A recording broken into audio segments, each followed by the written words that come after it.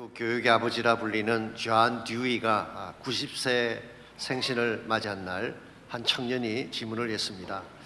어떻게 하면 당신처럼 위대한 인생을 살 수 있습니까? 존 듀이가 대답하기를 산에 오르게 라고 했습니다. 청년이 되묻기를 산에 올라가 무엇을 합니까? 그러자 듀이가 말을 했습니다. 다시 올라갈 다른 산을 보기 위해서지. 그리고 한마디를 더 붙였습니다. 그러나 만일 더 이상 산에 오를 흥미가 없어진다면 그땐 자네가 죽을 날이 가까웠다는 뜻일세. 참 의미심장한 말이 아닐 수가 없습니다. 더 이상 올라가야 될 산이 없는 인생, 그것은 살았지만 실제로는 삶의 가치가 없는 인생이라는 뜻이죠. 이런 의미에서 우리가 인생을 살아가면서 다시 올라가야 될 산이 있다는 사실, 그래서 또다시 도전해야 될 삶의 과제가 있다는 것은 대단히 중요한 것입니다. 이것이 없으면 삶의 의욕도 사라지게 되고 에너지도 고갈되어져서 결국 시간만 소비하다가 인생을 마치게 되는 것입니다. 이것은 나이와 상관이 없습니다. 아무리 나이가 젊어도 분명한 삶의 비전과 도전이 없다면 생기를 잃은 인생이 되는 것입니다. 그러나 아무리 나이가 들어도 또다시 도전해야 될 삶의 과제가 있고 올라가야 될 산이 있다면 생기를 가지고 전진해 갈 수 있는 것입니다. 일본의 할머니 시인으로 알려진 시바타 도요가라는 사람이 있습니다. 이분은 102살에 시집을 발간을 했어요. 그 시집에 보시면은 그분이 97세 때 쓴 시가 한 편 소개가 되어 있습니다. 이런 내용이에요. 아들이 초등학생 때 너희 엄마 참 예쁘시다는 말을 친구가 해줬다고 기쁜 듯이 이야기했던 적이 있어. 그 이후로 정성껏 97세인 지금도 화장을 하고 있지. 누군가에게 칭찬받고 싶어서. 여러분, 97세가 되어도 자신의 미모를 가꾸는 여자의 마음, 이게 진정한 젊음이 아니겠습니까? 한국의 김형석 교수님은 지금 연세가 103세이십니다. 그럼에도 작년 한 해 동안에 183회나 강연을 했고 60여 편의 칼럼을 썼으며 여러 권의 책을 발간했다고 합니다. 그분은 이렇게 말씀하십니다. 살아보니 내가 나를 위해 한 일은 남는 게 없다. 나를 위해 산 것은 다 흩어지고 없다. 그러나 하나님을 위해 드렸던 시간은 지금도 나를 붙들고 있다. 그런 말씀하셨어요. 하나님을 위해 살게 되면 100세가 넘어도 보람된 일이 있고 가치가 있다는 뜻이겠죠. 르네상스를 대표하는 조각가요 예술가인 미켈란젤로는 나이 70세 때 교황 파울로스 3세 요청으로 성 베드로 성당의 건축의 부름을 받았습니다.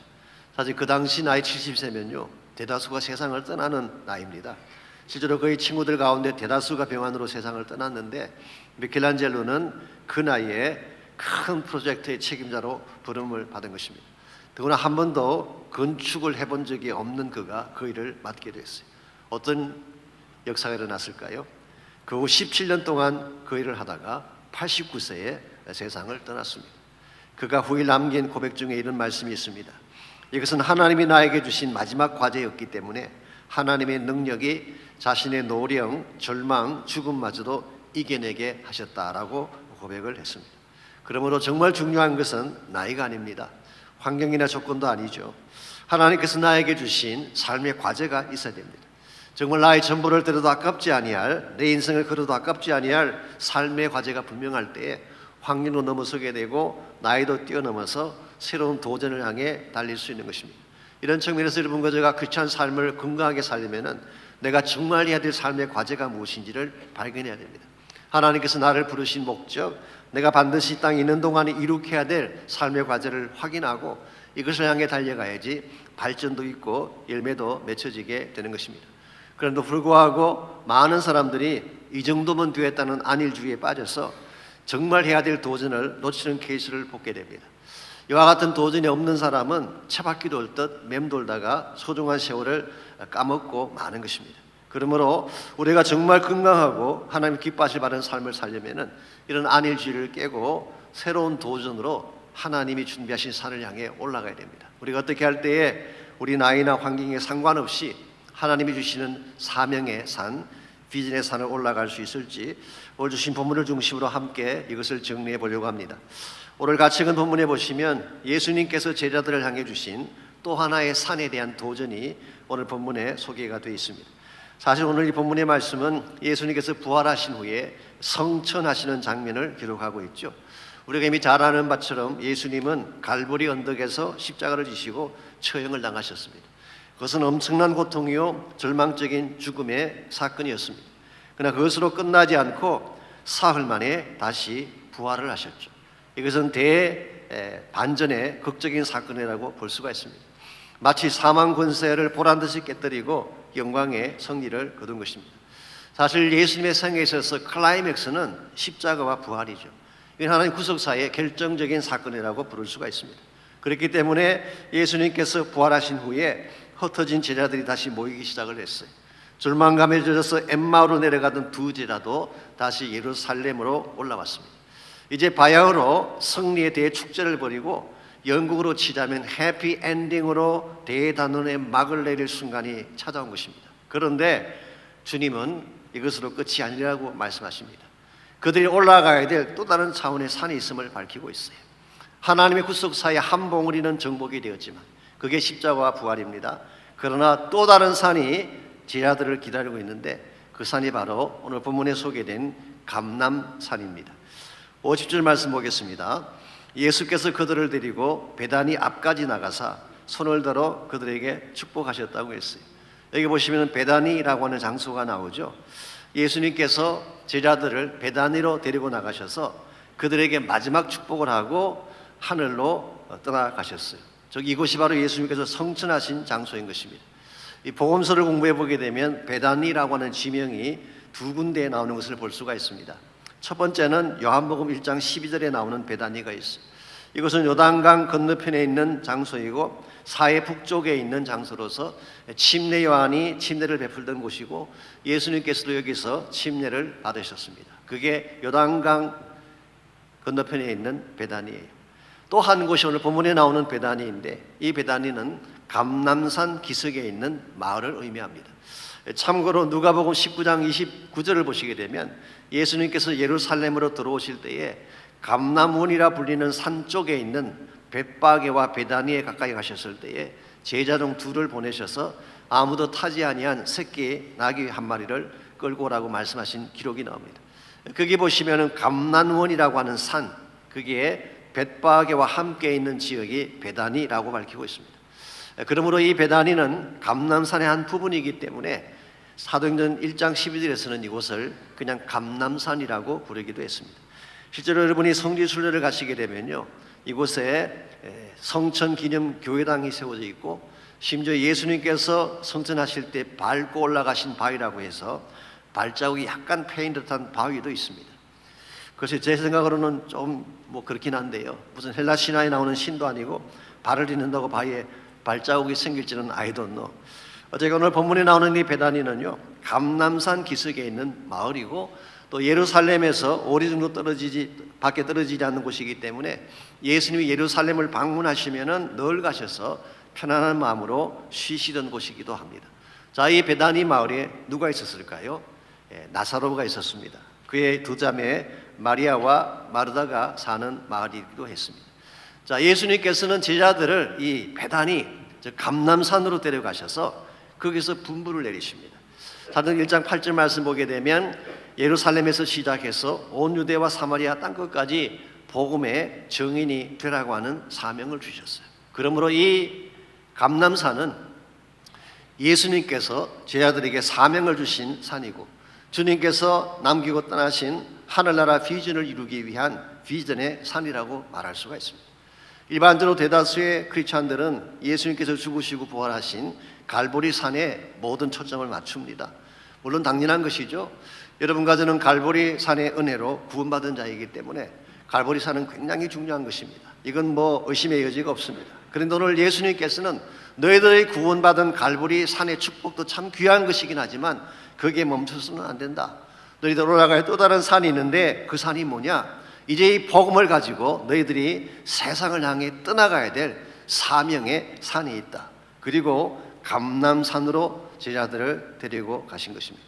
이런 측면에서 여러분과 제가 하나님이 기뻐하시는 바른 삶을 살려면 내가 구원받았다는 사실에서 멈춰서는 안 돼요. 내가 십자가 부활로 구원받은 것 귀한 것이고 소중한 축복이긴 하지만 거기에서 머물러서는 안 된다는 것입니다. 내가 정말 예수님의 십자가와 부활로 구원받은 자가 되었다면 이제는 이 부활의 아름다운 소식을, 복음의 아름다운 소식을 땅끝까지 전파해야 될 감람산으로 올라가야 되는 것입니다. 그때 우리 삶이 건강해지게 되고 바른 열매를 맺을 수밖에 없는 것입니다. 사실 우리 모두는 어떤 의미에서 산을 오르는 사람들이라고 할 수가 있습니다. 누구나 다 목표가 있고 목적이기 때문에 나름대로 산을 열심히 오르게 되죠. 여러분 어떤 종류의 산을 오르고 계신지 모르겠어요. 세속적인 산이나 야망과 탐욕을 이루기 위한 산은 화려해 보이지만 사실 열매가 없습니다. 여러분이 아무리 올라가도 끝이 없어요. 모든 시간과 정신을 다 투자해도 도달할 수 없는 산이 세상의 산. 그리고 정말 여러분이 그 산 꼭대기에 올라갔다고 할지라도 막상 올라가 보면 아무것도 없는 것이 바로 세상 산의 특징입니다. 우리 잔 폴 사르트르가 임종됐다는 유명한 말이 있죠. 겨우 이것이란 말인가. 이게 사실은 세상 산에 올랐던 사람의 고백이에요. 올라가 보았더니 아무것도 없는 것입니다. 근데 예수님께서 말씀하신 감람산은 다릅니다. 그는 하나님의 뜻이 있고 인류의 소망이 담겨져 있으며 무엇보다 주님 다시 오실 때 완성하실 하나님 나라의 비전이 담겨 있는 것이기 때문에 개인이건 교회이건 이 감람산을 향하여 올라가야지 하나님의 꿈과 뜻을 이룰 수가 있는 것입니다.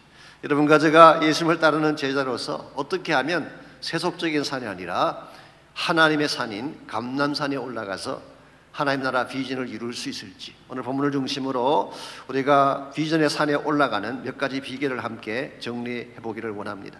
첫 번째로 우리가 감람산에 올라가서 하나님 나라 비전을 이루려면 주님의 계획이 무엇인지를 알아야 돼요. 하나님이 어떤 계획을 가지고 계시는가, 이걸 바로 알아야지 하나님의 산으로 올라갈 수가 있는 것입니다. 44절에서 47절까지를 보시기 바랍니다. 하나님께서 처음부터 갖고 계셨던 계획이 어떤 것인지가 거기에 자세하게 나타나 있어요. 먼저 44절입니다.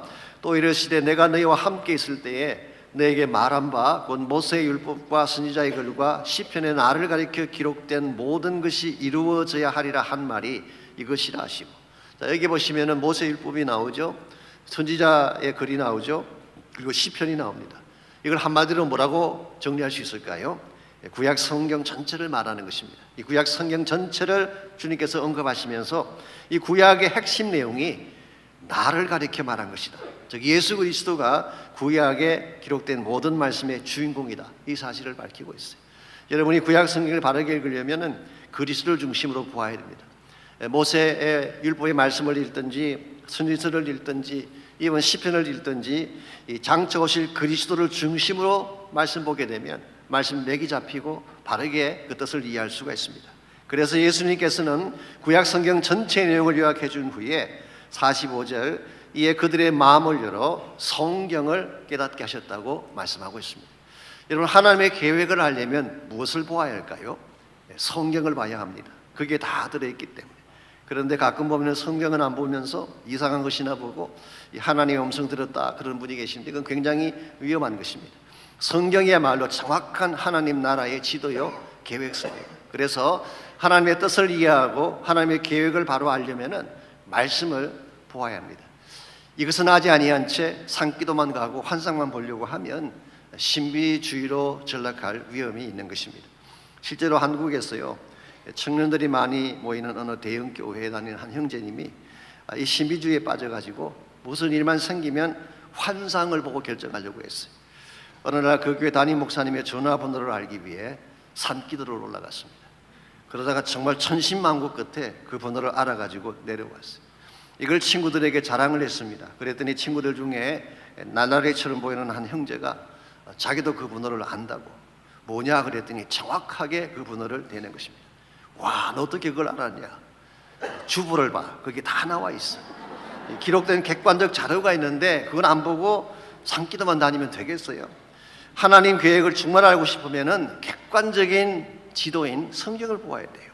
성경 말씀 속에 하나님의 플랜이 다 나와 있고 계획이 다 나와 있는 것입니다. 그러므로 이제 가락기 제자훈련이 시작되는데요. 정말 하나님의 뜻을 알고 싶으신 분들은 꼭 제자훈련에 등록하시기를 바랍니다. 이 말씀 속에 들어가 보게 되면 하나님의 플랜을 다 알 수 있어요. 그래서 오늘 46절 47절을 보게 되면 하나님의 계획의 구체적인 내용이 오늘 본문에 자세하게 소개가 되어 있습니다. 두 가지 차원인데요. 첫 번째가 46절입니다. 또 이르시되 이같이 그리스도가 고난을 받고 제3일에 죽은 자 가운데서 살아날 것. 이게 구약 성경에 기록된 핵심 내용이죠. 이 말은 바로 십자가와 부활을 말하는 것입니다. 구약 성경 속에 주님의 십자가와 부활이 있어요. 이 사실을 잘 알고 구속사적인 차원에서 성경을 보아야지 바로 알 수 있는 것입니다. 이걸 우리가 성경 해석학에서 redemptive history, 구속사적 해석 방법이라고 이야기하죠. 그래서 예수님의 십자가와 부활이 복음의 핵심이죠. 그래서 구약 성경의 핵심은 장차 오실 메시아를 통해 십자가와 부활을 통해 우리가 구원받게 될 구원에 대한 메시지를 담고 있습니다. 그런데 이게 전부가 아니에요. 이게 물론 하나님 계획의 가장 중요한 부분이긴 하지만 이게 전부는 아닙니다.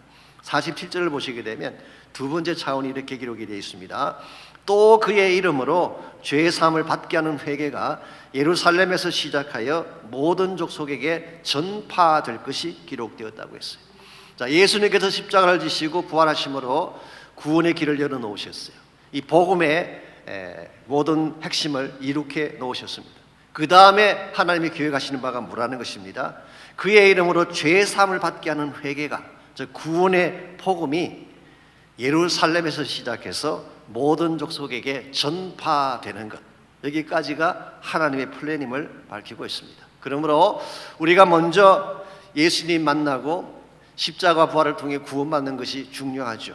그 다음에 구원받은 여러분과 제가 온 족속의 이 복음을 들을 때까지 복음을 전파하고 알림으로써 하나님 나라를 이룩하는 것이 성경에 기록하고 있는 하나님의 플랜이라는 것입니다. 사실 이것이 처음부터 하나님이 아브라함을 부르시고 이스라엘을 택하신 이유였죠. 그래서 아브라함을 통해서 그리고 그 후손인 이스라엘 백성을 통하여서 그들을 제사장 국가로 삼고 모든 족속이 복을 받게 하기 위한 것이 하나님의 플랜이었습니다. 그랬는데 이스라엘 백성이 자기들만 선택됐다고 착각을 하고 자기들의 축복만 구하려고 하다가, 쉽게 말하면 셀피시한 자기중심적인 구복적인 신앙만 추구하다가 결국 그들을 선택한 하나님마저 버리고 우상을 섬김으로 이스라엘 민족이 책망을 받게 된 것입니다. 여러분과 제가 경계해야 될 부분이 여기 있습니다. 내가 구원받는 거, 내가 축복받는 거 물론 중요하죠. 그러나 더 중요한 것은 내가 받은 축복을 통해서 하나님 나라가 이루어지게 하는 거예요.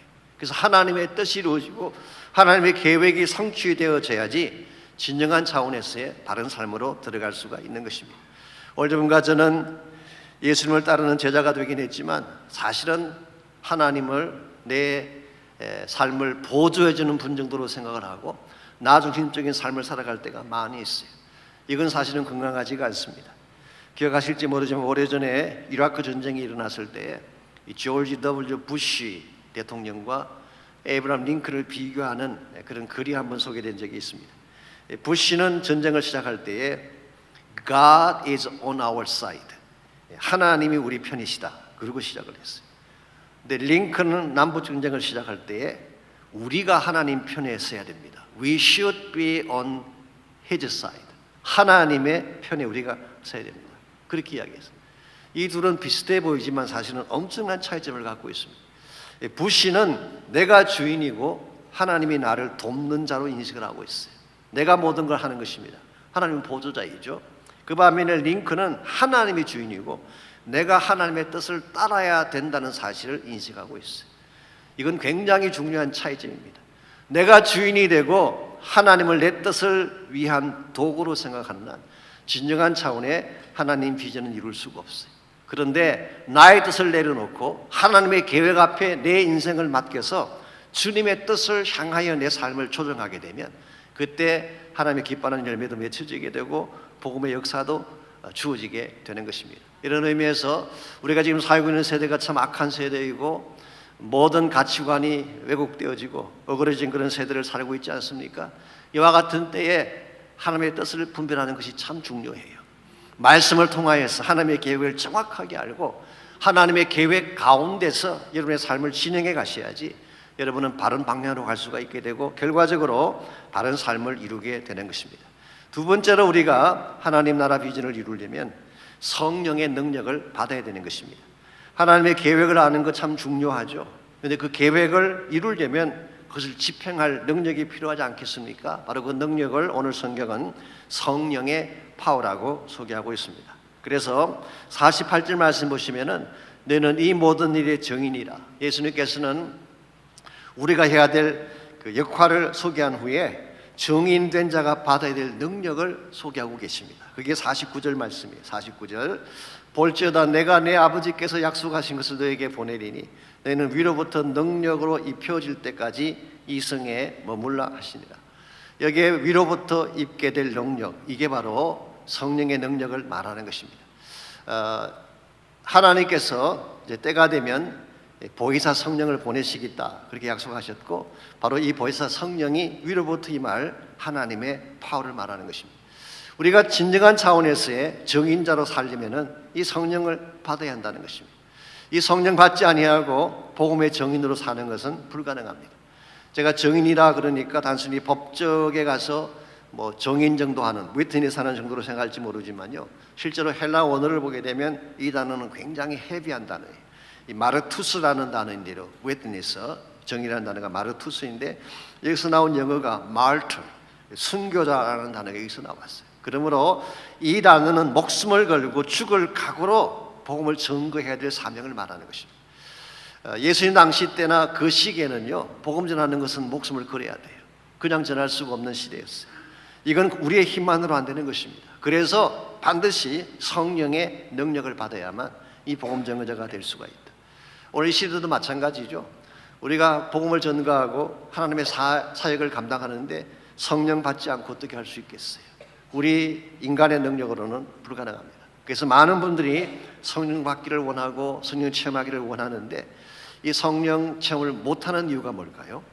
그 원리를 정확하게 알지 못해서 그럴 가능성이 많습니다. 오늘 본문에 보시게 되면 예수님께서 참된 능력을 우리로부터 받는, 즉 성령을 받는 그 단계를, 비결을 우리에게 소개합니다. 첫 번째가 약속을 믿어야 되는 것입니다. 약속을.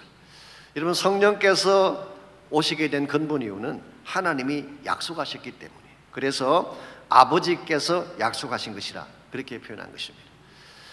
성령이 오시면 하나님 아버지가 약속한 것이고, 약속하신 성령이 때가 되었을 때 임하게 되신 것입니다. 우리가 참된 차원에서 성령 경험하기를 원한다면 먼저 하나님의 약속을 믿는 믿음이 필요해요. 하나님의 약속도 믿지 않고 성령에 대한 믿음도 없는데 어떻게 성령을 체험할 수가 있겠어요? 우리가 구원받는 것도 믿음으로 구원받는 것이지만요, 성령을 체험하는 것도 마찬가지입니다. 성령 하나님에 대한 믿음이 있어야 돼요. 그래서 진정한 차원에서의 말씀을 믿고 성령을 믿는 믿음을 가질 때에 성령이 우리에게 임할 수 있는 것입니다. 두 번째는 순종을 해야 됩니다. 순종을 해야 됩니다. 하나님 말씀을 믿을 뿐만 아니라 말씀 따라 실제로 행동을 취할 때에 성령이 임하게 되는 것입니다. 오늘 본문을 보시게 되면 예수님께서 너희는 위로부터 능력으로 입혀질 때까지 이 성에 머물라고 분부를 내렸어요. 이 성이 어디를 말할까요? 예루살렘을 말하는 것입니다. 사실 제자들은 거의 다 갈릴리 출신이었기 때문에 예루살렘에 머물러야 될 이유가 거의 없었습니다. 그곳에는 뭐 삶의 기반도 없죠. 자기 친척이나 아는 사람도 없는 곳입니다. 더구나 지금 예루살렘은 예수를 잡았던 유대 관원들이 있는 곳이기 때문에 굉장히 험악한 곳이에요. 언제 끌려가 체포당할지 모르는 그런 위험한 지역인데 제자들이 거기 머물 이유가 어디 있겠어요? 그런데 주님께서 머물라고 말씀하셨기 때문에 그들은 스테이한 것입니다. 이게 순종이에요. 우리 신앙생활도 마찬가지입니다. 나의 뜻에 맞지 않는 것처럼 보이고 내 생각에는 합당하지 않은 것처럼 보여도 주님께서 멈추라 그러면 머무는 것이 순종이에요. 가라 그러면 가는 것이 순종이에요. 이 말씀을 순종하지 않으면서 하나님의 능력을 받고 셈을 얻는다고 하는 것은 있을 수가 없는 것입니다. 여러분께서 한번 정말 하나님의 약속의 말씀을 믿고 성령의 능력을 신뢰하고 순종해 보세요. 그때 하나님의 역사가 여러분 인생 속에 나타나는 것입니다. 이와 같이 믿고 순종한 후에 세 번째로 기도해야 됩니다. 기도할 때에 성령께서 임하는 것입니다. 오늘 본문에는 나와 있지 않지만 누가복음의 후속편인 사도행전서를 보시면 자세한 스토리가 기록이 되어 있습니다. 오늘 본문에 나오는 제자들과 또 약 120명 정도의 성도님들은 마가 요한의 다락방이라고 하는 예루살렘에 있는 한 처소에 모였어요. 그들은 모여서 무엇을 했을까요? 사도행전 1장 14절을 보시게 되면 마음을 같이하여 오로지 기도에 힘썼다고 했습니다. 기도하는데 전심을 다 쏟아부은 것입니다. 약 120명의 성도들이 열흘 동안 오직 기도하는 데에 전심을 다 쏟아부었을 때에 그들이 기도하던 바로 그 장소에 오순절 성령님이 임하셨고, 성경 기록에 하면 그곳에는 모든 자들이 다 성령의 충만함을 받았다고 기록하고 있습니다. 여러분들, 성령님은 기도하는 곳에 임하는 줄 믿습니다. 오순절 성령이 임하실 때에 성전에 임하지 않으셨어요. 오순절 성령이 임하실 때에 대제사장의 집이나 종교 귀족들의 집에 임하지 않았어요. 기도하는 곳, 마가연의 다락방에 성령께서 임하셨어요. 그리고 그곳에 기도하던 그 사람들에게 성령 충만의 역사가 일어난 것을 성경이 말씀하고 있습니다. 고린도서 15장 6절 말씀에 의하면요, 예수님께서 부활하신 후에 실제로 예수님을 믿었던 성도들의 숫자가 최소한 500명 이상이었다고 기록하고 있습니다. 500명 이상의 성도가 있었지만 실제로 오순절날 성령 받은 사람은 기도했던 120명만 받은 것입니다. 오늘날도 마찬가지입니다. 기도하는 곳에 성령이 임하고, 기도하는 교회에 성령이 임하는 것입니다. 기도하는 제단에 기름 부음이 임하게 되고, 기도하는 가정, 기도하는 처소마다 성령의 파워가 임하게 되는 것입니다. 성령이 임하게 되면 너희가 권능을 받는다고 했잖아요. 이 권능이란 말이 dynamis, 여기서 나온 영어가 다이너마이트 아닙니까? 정말 성령 받게 되면 다이너마이트 같은 폭발적인 힘을 얻게 되는, 이 성령의 파워를 가진 사람들이 가는 곳마다 새 역사가 일어나고 새로운 물결이 시작되는 것입니다. 이런 의미에서 저는 저희 교회도 정말 기도하는 교회가 되기를 원합니다. 지금 중부기도 축제가 3주째 계속되고 있는데요, 정말 하나님이 엄청난 역사들을 이미 이루어 주셨어요. 많은 분들이 성령을 체험하고 20년 만에 처음으로 성령 경험했다는 분도 계시고, 질병이 떠나가고 다운됐던 영성들이 회복되는 많은 간증들이 일어나고 있습니다. 기도하면 성령이 역사하는 거예요. 기도하는 곳에 하나님의 능력이 임하는 것입니다. 그러므로 오늘이 중부기도 축제 마지막 날인데 여러분께서 할 수만 있다면 꼭 오시기 바랍니다. 마지막 날 온 교회 성도가 함께 모여 전심을 다해 부르짖는다면 이곳에 anointing, 하나님의 기름 부음 역사가 반드시 일어나지 않겠습니까? 이 기름 부음을 받아야지 하나님이 기뻐하는 비전을 이룰 수 있는 거예요. 우리가 아무리 노력하고 아무리 계획을 세우고 아무리 많은 작전들을 세워도 성령 받지 아니하면 사도행전적 역사를 이룰 수가 없습니다. 이 마지막 시대에 복음을 전파하고 주의 나라 비전을 행하기를 정말 원한다면 기도하고 성령 받는 것이 필요한 거예요.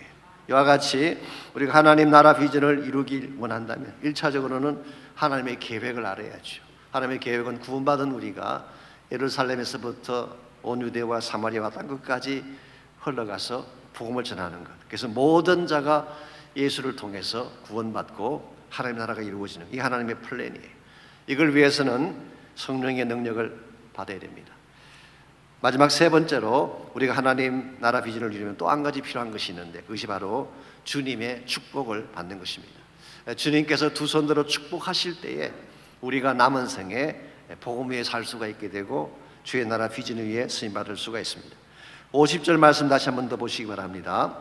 예수께서 그들을 데리고 베다니 앞까지 나가서 손을 들어 그들에게 축복하시니 그랬어요. 예수님께서 성전하실 때 그냥 가시지 않고 손을 들어 He raised his hands and blessed. 예수님께서는 두 손을 들어서 그들을 축복하고 가셨어요.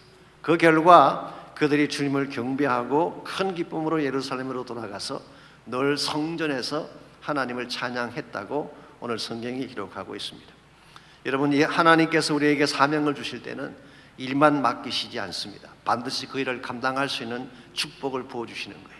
그러므로 우리의 사명이 크면 클수록, 우리의 비전이 높으면 높을수록 주님께서 부어주시는 축복의 손도 더 크고 위대할 수밖에 없습니다. 그러므로 여러분이 정말 그 큰 차원의 하나님의 축복 경험하기를 원하신다면 더 큰 사명을 위해 여러분 자신을 들이시기 바랍니다. 그래서 하나님은 우리가 하나님의 뜻을 감당하려고 할 때에 반드시 축복을 해주시는데, 우리가 주의 사명을 감당하면서 받게 될 최대 축복이 무엇인지 아십니까? 물론 우리가 다른 축복도 많이 생각할 수 있겠지만 우리가 받게 될 최대 축복, 그것은 바로 주님 자신을 주시는 축복이에요. 주님 자신을 우리에게 주셔서 우리와 함께 동행하게 하시는 축복이 사실 우리가 받게 될 최상의 축복이라고 할 수가 있습니다. 마태복음 28장 20절을 보시게 되면 예수님께서 제자들에게 대분부를 주신 후에 그들에게 어떤 축복을 주셨나요? 볼지어다 내가 세상 끝날까지 너희와 항상 함께 있으리라. 주님은 사명만 주신 것이 아니라 His presence, 그분의 임재를 약속해 주셨는데 세상 끝날까지 항상 너희와 함께 있다고 말씀하셨어요. 자, 이 말씀에 의하면은 주님은 떠나신 게 아닙니다. 내 곁에 계신 거예요. 아니, 내 안에 계신다고 하는 것이 더 정확할 것입니다. 그러므로 어떤 일이나 무슨 상황을 경험할지라도 내 안에 계신 그 주님이 나를 지키시고 도우시고 건져내어 주시는 것입니다. 그러므로 여러분과 저는 무슨 일을 당하든 두려워하고 낙심할 이유가 없습니다. 내 안에 주님이 살아계시기 때문에. 설사 최악의 상황이 나를 가로막는다고 할지라도 넉넉히 이길 수 있음을 믿어야 됩니다. 내 안에 계신 이가 세상에 있는 이보다 더 크기 때문에. 그러므로 주님 가졌으면 다 가진 거예요. 사도 바울은 빌립보서 4장 13절에서 이런 고백을 남겼습니다. 내게 능력 주시는 자 안에서 내가 모든 것을 할 수 있느니라. 나에게 능력 주시는 자, 즉 예수님이 내 안에 계신다면 어떤 환경도 극복할 수가 있게 되고 어떤 조건도 이겨낼 수 있음을 말한 것입니다.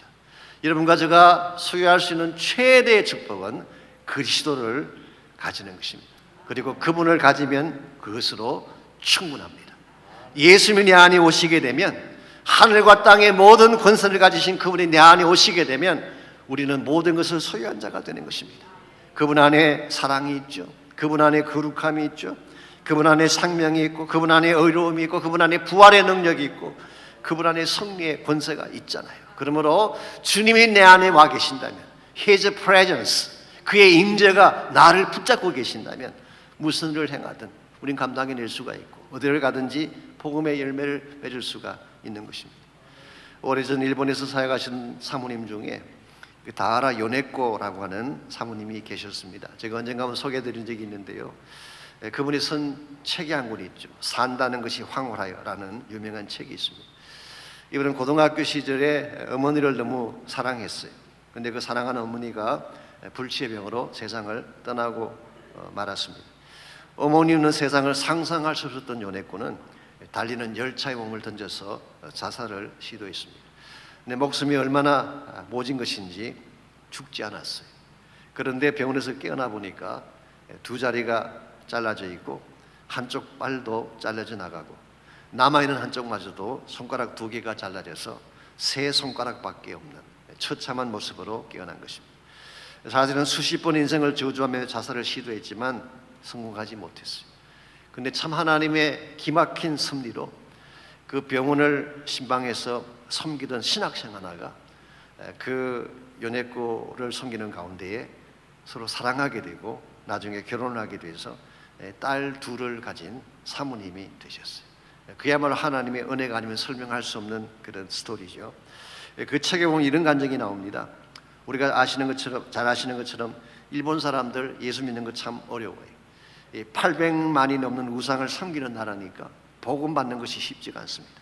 그런데 다른 사람들이 와서 복음을 전하면 다들 외면을 하는데 이 다하라 요네코가 복음을 전하면 눈물을 흘리며 예수님을 영접을 하는 것입니다. 왜 그랬을까요? 왜 다하라 요네코가 가서 복음을 전하면은 일본 사람들의 마음이 열려지게 되고 예수님을 그들 마음의 구원자로 영접하게 되었을까요? 그 책에 보면은 그분이 이렇게 직접 고백을 하고 있습니다. 내가 만일 정상적인 몸을 가진 사람이라면 아무도 제 말에 귀를 기울이지 않았을 것입니다. 그런데 이 몸을 갖고도 기뻐하는 나의 모습 속에서 하나님을 보았기 때문에 최악의 불행 속에서도 주님께서 임재하시면 그 속에서 생명의 능력이 터져나오는 것입니다. 이처럼 깨어진 몸도 복음 위에 서임 받을 수 있음이 얼마나 감사한지. 그래서 그녀는 날마다 고백하는 것입니다. 산다는 것이 황홀합니다. 얼마나 위대한 고백입니까? 두 다리가 잘리고 팔과 손가락이 잘린 그분의 인생이 무엇이 아름답다고 황홀함을 고백할 수 있을까요? 그 심령 한가운데에 주님이 계시기 때문이에요. 우리 안에 예수님께서 임재해 계시면 우리 외모나 우리의 겉모양의 크기와 상관없이 우리 하나님을 자랑할 수 있게 되고 복음을 나타낼 수가 있습니다. 내 안에 살아계신 그 예수님이 부활의 권세를 가지고 나를 이끄시기 때문에. 그러므로 여러분께서 어떠한 일이 있더라도 예수님 꼭 만나야 되고 예수님의 임재 가운데에 여러분의 앞길을 걸어가셔야지 삶도 바르게 진행할 수가 있고 열매도 바르게 맺혀지게 되는 것입니다. 우리 인생은 어쩌면 산을 오르는 것과 같다고 말할 수가 있습니다. 매일 많은 사람들이 산을 오르고 있죠. 오늘 여러분께서 오르는 산은 어떤 종류인가요? 만약 세상의 산, 성공의 산, 야망의 산의 모든 것을 걸고 살아간다면 언젠가는 허무함 때문에 후회할 날이 올 것입니다. 그러나 주님의 산에 올라가게 되면 하나님의 뜻이 있고 하나님의 비전이 있는 감람산으로 올라가게 되면 그게 우리가 살아야 될 이유가 있고 우리의 사명과 소망이 있는 것입니다. 하나님 여러분과 저를 바로 이 비전의 산으로 초청하고 계십니다. 우리가 정말 보아야 될 하나님의 영광을 바로 보고 이 비전의 산을 향해 나의 인생을 드리게 되면 여러분의 인생을 통해서 복음의 역사를 이루어 주시고 하나님의 나라를 세워 가십니다. 이 마지막 시대에 주님 오실 날 멀지 않은 이 마지막 때에 우리가 그냥 이 상태로 시간만 사용하며 살아갈 수 없습니다. 이제는 뭔가 주님 기뻐하시는 일을 해야 되지 않겠습니까? 그러므로 이제는 나의 구원의 차원에서 머물지 말고 하나님의 감람산으로 올라가셔서 성령의 기름 부음 받으시고 복음 위에 살 수 있도록 결단하시기를 바랍니다.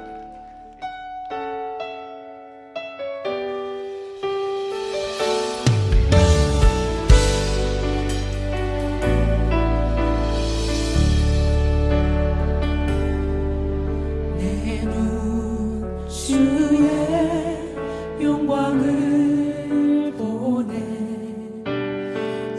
우리 가운데 계신 주님, 그 빛난 영광 온 하늘 덮고 그 찬송 온 땅 가득해.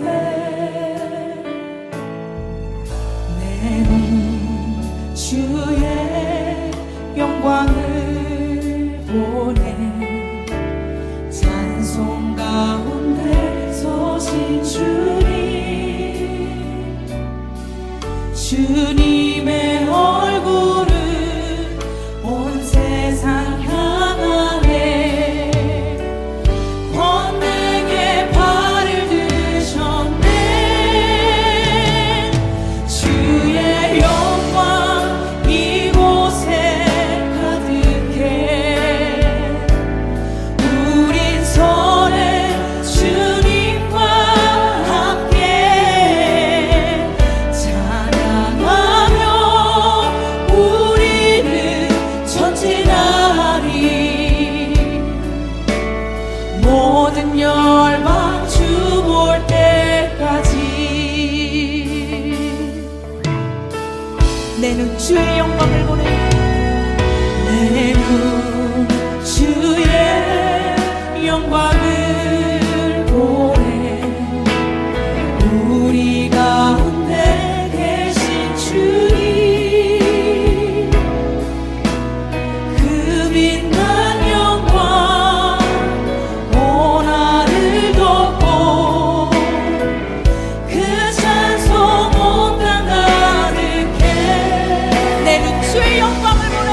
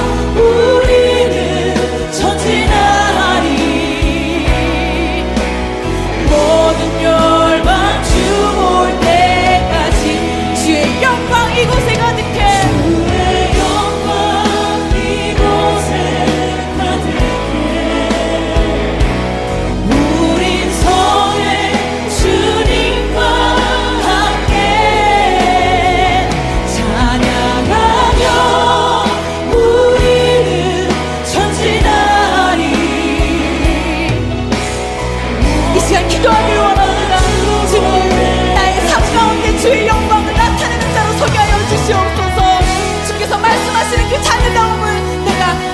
그렇게 발휘하며